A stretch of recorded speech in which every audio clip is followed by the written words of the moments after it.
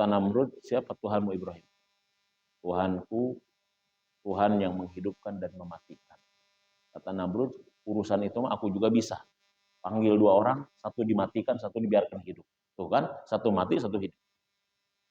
Siapa Tuhanmu? Tuhanku yang memindahkan matahari dari barat ke timur, timur ke barat. Memindahkan matahari dari timur ke barat. Sekarang kau pindahkan matahari dari barat ke timur. Bisa nggak? Nggak bisa dia. Kalah debat, ngadat gitu kan. Itu kebiasaan kan kadang-kadang raja itu begitu Pak. Kalah debat, ngadat gitu. Kalah debat, ngadat gitu. Kalau sudah otak kalah, main otot. Kalau dulu penjara, kalau Ibrahim lempar ke dalam api. Jadi hidup otaknya, hidup hatinya, sehingga hidupnya akal dan hati itulah yang menyebabkan Nabi Ibrahim tetap memiliki jiwa tauhid yang sangat luar biasa. Itu Nabi Ibrahim. Yang kedua, kata para ulama sejarawan, Nabi Ibrahim itu adalah memiliki tingkat kepasrahan yang tinggi. Ya, tingkat kepasrahan yang luar biasa. Ya. Makanya tingkat kepasrahan Nabi Ibrahim itu, ya. Ini dijelaskan ya dalam banyak ayat lah ya. Terutama tentang kisah Nabi Ibrahim dilempar ke bumi, dilemparkan ke api. Surat 3 ayat 173 itu kan. Nabi Ibrahim dilemparkan ke dalam api. Itu ketika dilemparkan ke dalam api itu, Pak. Nabi Ibrahim itu sebetulnya sudah didatangin oleh malaikat untuk membantu. Nabi Ibrahim, perlu bantuan apa? Kata malaikat, kuturunkan air, hujan, sehingga bisa memadamkan api, atau bagaimana? Apa Nabi Ibrahim? Hasbunallah wa ni'mal wakil. Ni'mal maula wa ni'mal nasir. Cukup Allah sebaik-baik pelindung, sebaik-baik penolong. Ya, bagiku, kata Nabi. Bayangkan dalam kondisi begitu masih memasrahkan dirinya kepada Allah SWT. Akhirnya pas Nabi Ibrahim sampai ke dalam api, Allah berfirman kepada api, ya narukuni bardaw wa salaman ala Ibrahim. Wahai api, dingin kau, berikan keselamatan kepada Ibrahim. Itu Nabi Ibrahim. Coba kalau misalkan Nabi Ibrahim, ya aku mau ditolong, turunkan hujan. Encan cedem heula, guludug heula, karena hujan turun, kebakar duluan gitu. Tapi ketika Allah langsung, diam kau air, dingin kau air, api, dingin kan seketika. Tapi bayangkan kalau dia minta kepada malaikat, bisa jadi kan sebelum hujan kan ada tanda-tanda dulu Pak. Ya kan? Sebelum hujan awan apa dulu? Gelap dulu. Terus apa dulu? Terus cedem, gelap, dingin, angin, karak hujan. Atau kabakar tihelang gitu. Tapi begitu dia pasrah kepada Allah, Allah langsung berfirman kepada api, ya narukuni barda wa salaman. Api, dingin kau. Dingin ketika berikan keselamatan kepada Ibrahim alaihissalam. Ini pasrahnya luar biasa. Dan puncak kepasrahan itulah ketika kurban. Jadi kalau bapak-bapak ingin tahu sejarah nih ya, kita bahas historis ya. Kenapa kurban itu pahalanya begitu dahsyat? Jadi Nabi Ibrahim itu adalah merupakan hamba yang paling pasrah kepada Allah secara total. Dan puncak kepasrahan Ibrahim itu Pak, bukan ketika dia dilemparkan ke api. Puncak kepasrahan itu bukan ketika Ibrahim dia disunat, dikhitan di usia 70 tahun atau 80 tahun. Puncak kepasrahan itu bukan Ibrahim ketika meninggalkan istri dan anaknya di lembah tua yang tak bertuan. Puncak kepasrahan itu adalah ketika Ibrahim diperintahkan untuk menyembelih anak satu-satunya dan harapan yang sudah lama ditunggu. Itu puncak kepasrahan. Makanya kenapa kurban itu pahalanya dahsyat besar. Sampai-sampai yang tidak berharganya menurut kita bernilai di hadapan Allah. Katanya, kenapa dalam ayat itu dikatakan darahnya, kulitnya, kukunya sampai kepada siapa? Katanya, Bapak kalau kurban butuh darahnya enggak kira-kira? Butuh kulitnya enggak? Butuh bulunya enggak kira-kira? Butuh kukunya enggak, Pak?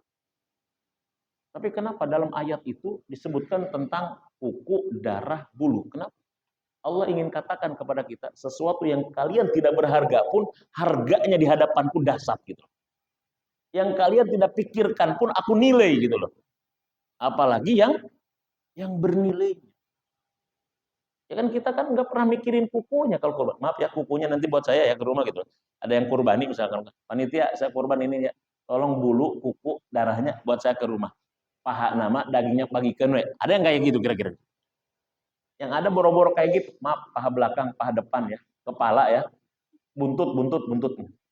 Hatinya, jeung masyarakat naon? Masyarakat nama eta we igana gitu. Mesti kan gitu. Enggak pernah kayak gitu. Tapi apa yang terjadi? Allah sebutkan tentang itu. Allah ingin menunjukkan kepada kita yang kalian tidak anggap berharga dalam pandanganku, kunilai, kuhargai itu untuk kalian. Makanya kan dalam hadis apa, Pak? Pahala kurban itu, ya kan, sampai kepada Allah sebelum darah sampai kemana? Menetes ke tanah. Itu kan antara jarak darah ke tanah kita jauh nggak kira-kira? Dahsyatnya sampai begitu Pak istilahnya.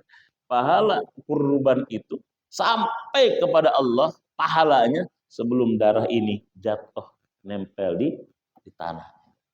Ini kan dahsyatnya luar biasa di situ. Dahsyatnya di situ luar biasa. Jadi pahala kurban itu memang pahala yang dahsyat.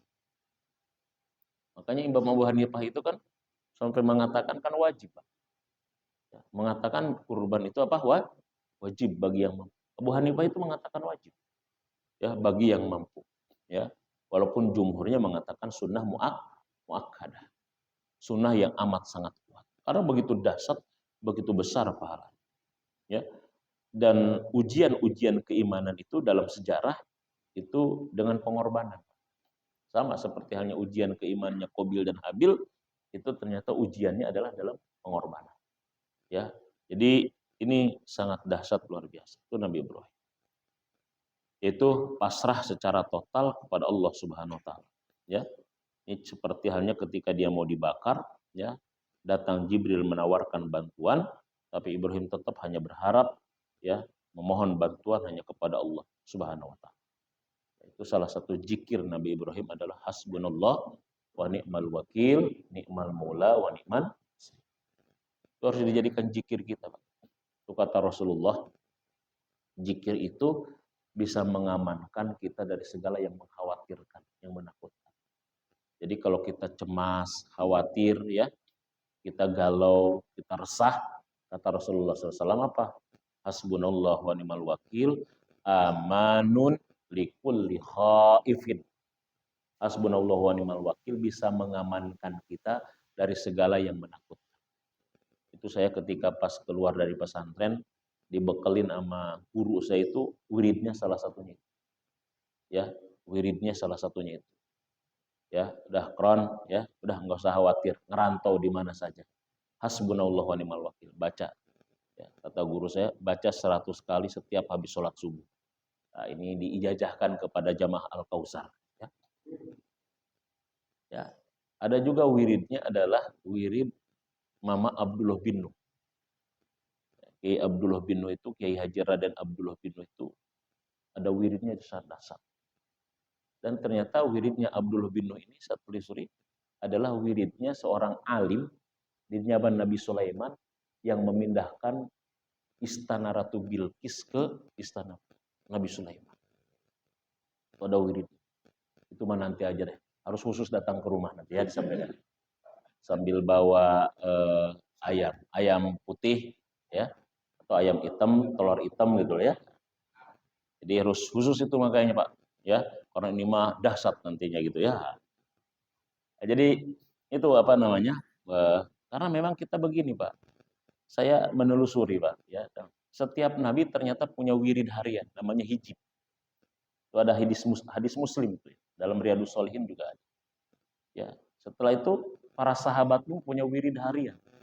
Ya, wirid harian itu namanya wirid rutinnya. Wirid harian itu dalam bahasa hadis namanya hijib. Namanya hijib. Hijib itu wirid harian yang tidak pernah mereka tinggalkan sama sekali.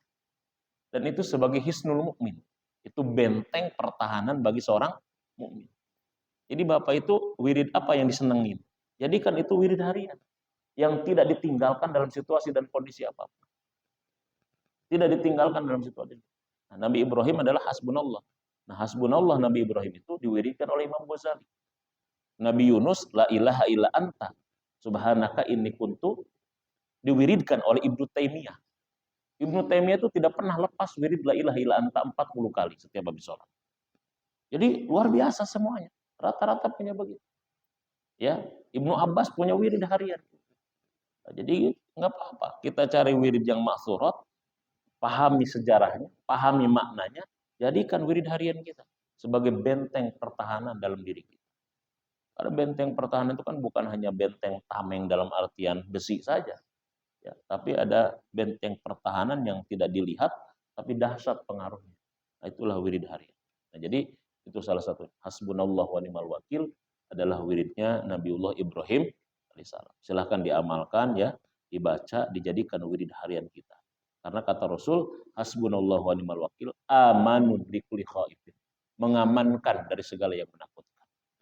Jadi kalau misalkan kita pulang kemalaman, istri takut ngadat, baca hasbunallah wa ni'mal wakil, ni'mal maula, hasbunallah. Takluk istri juga nanti. Ternyata istrinya lebih banyak dia di rumah. Hasbunallah. Nah, tetap aja dia jadi kucing. Nah, gitu ya. Nah, jadi gitu Pak, kurang lebih. Insyaallah nanti kita lanjut ya tentang kisah Nabiullah Ibrahim ini. Ya, di bulan Dzulqa'dah dan Dzulhijjah nggak ada salahnya kita mereview kembali tentang sosok manusia hebat ini ya, supaya kita menjadi spirit bagi kita, spirit kita untuk berkorban pasrah kepada Allah Subhanahu wa taala. Itu barangkali uh, seperti tadi yang sudah saya sebutkan ya, kita sama-sama berdoa. Ini nggak ada nama-namanya ya,